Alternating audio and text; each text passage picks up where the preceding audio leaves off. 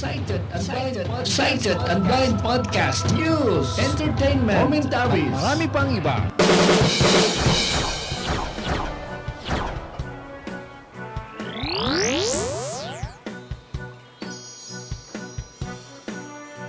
Hi! Kumusta po kayo? Ako muli ay si Benji, ang inyong kaagapay sa internet radio sa pamamagitan ng Sighted and Blind Podcast na pinangasiwaan ng Asian Wellness and Spa Academy na may branch sa Manila, Davao at Jensan.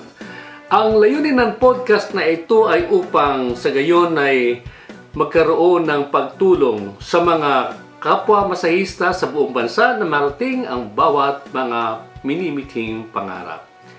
Well, mga kaibigan, ang pamagat ng episode sa ngayon ay DOH exams, good versus bad.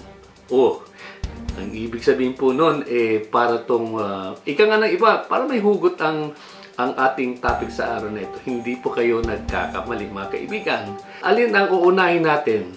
Alin ang gusto nyo? Gusto nyo ba ng good or gusto nyo unahin natin yung bad? Okay, sige, ganito na lang po. Unahin po natin yung bad, and then saka natin pag-usapan yung good naman nangyari. Well, of course, may patungkol ito sa DOH Massage Licensure Examinations upang, sabi nga, ay maging good vibes, ika nga. Okay? So, actually, ang bad story na ito ay maituturing natin na parang isang blind item. Okay? Saan natin sisimulan? Siguro po simulan po natin na si Bad Girl, no? Si Bad Girl ay ang kanyang pangalan ay nagsisimula sa, hulaan nyo, sa letrang L. At ang pangalan ng school ay nagsisimula sa letrang, at ang pangalan naman ng biktima ay nagsisimula sa letrang R. At ang boss naman ni R ay nagsisimula sa letrang B. Kakaloka, ano po? Ganito po ang nangyari, ano po?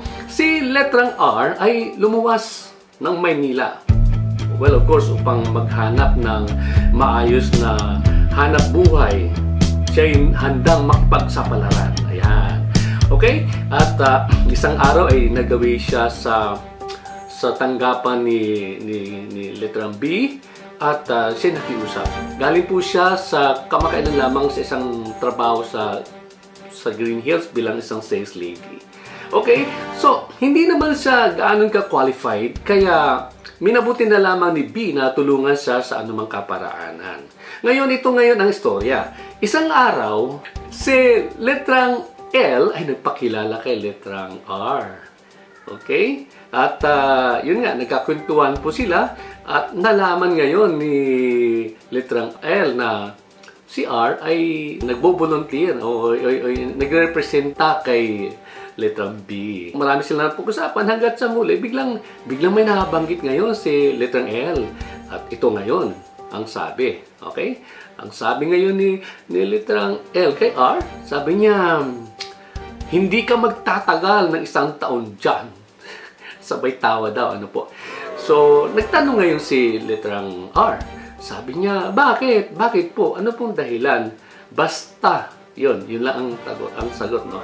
So, ang malungkot nung tinanong ni letrang B si L, kasi nalaman niya yung nangyari, ito ngayon ang sagot daw ni letrang L.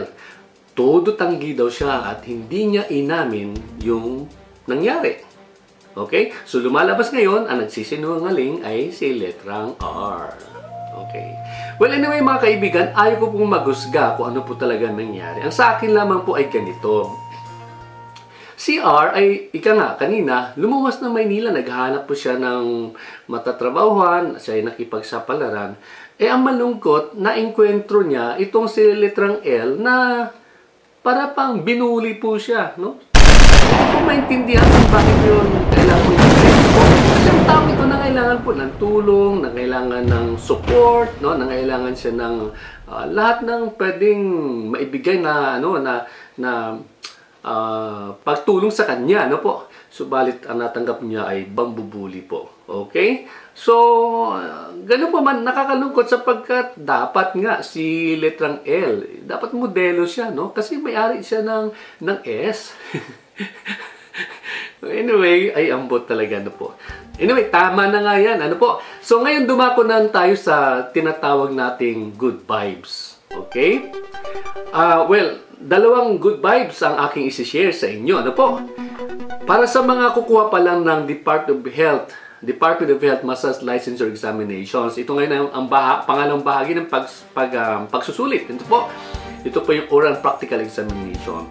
Gusto namin banggitin na napakaganda po ang naging resulta ng mga nakalipas na mga araw. Mula nung Pebrero 1 hanggang sa kasalukuyan, wala tayong masyadong narinig na medyo masaklap na mga nangyari sa examen. So, mataas ang kutob ko na sa panahong ito, well, mataas din ang maging passing rate ng lahat, no? Whether ikaw, sa tingin ko, whether ikaw ay AUSA o non-AUSA. O, di po ba?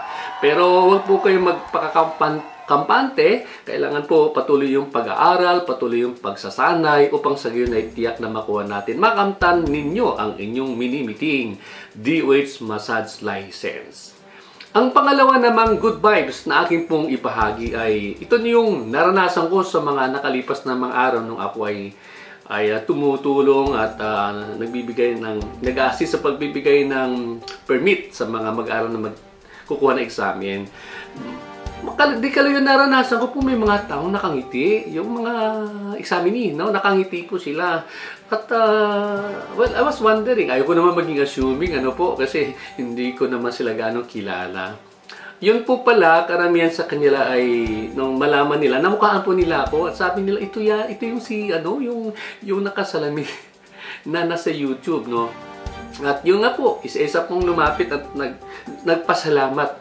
Yun po ang kinagalakot ng puso ko po. Sila po lumapit, nagpasalamat, sabi nila, Sir Benji, salamat po sa inyong mga video, malaking tulong po sa amin po yun. At yun nga, napag-alaman ko, hindi po sila mga taga-AUSA. Kaya lubos na umaapaw ang aking kaligayahan sapagkat kahit sa papaano po nakatulong po tayo sa kanila. Ang atin pong layunin, simula't sa simula po ay makatulong sa lahat ng mga mag-aaral. Maging kayo ay nagmula sa AUSA, maging kayo ay mula sa ibang institusyon. Hindi po namin binibigyan po na ika nga ng diskriminasyon. Lahat kayo ay iisa at lahat kayo ay mahal namin. Kaya, harinawa, lahat kayo ay pumasa sa darating. Sa mga kukuha pa ng pagsusulit ng oral practical examination, kayo ay pumasa at magkaroon din po ng inyo pong minimitin ninyong lisensya. Well, mga kaibigan, dyan nagtatapos ang ating palatuntunan para sa araw na ito. At muli sa ngalan po ng Sighted and Blind Podcast, ako ay si Benji. Nagpapasalamat sa inyo sa patuloy niyong pakikinig at panunood.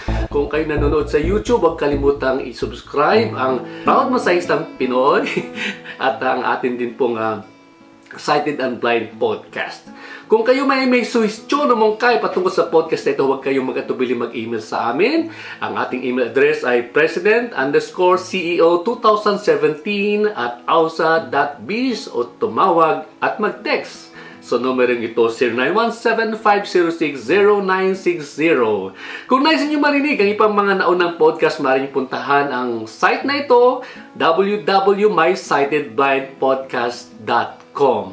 Okay po, hanggang sa muli. Daghang salamat. Diyos tiag ngina, mabuhay ang Pilipinas.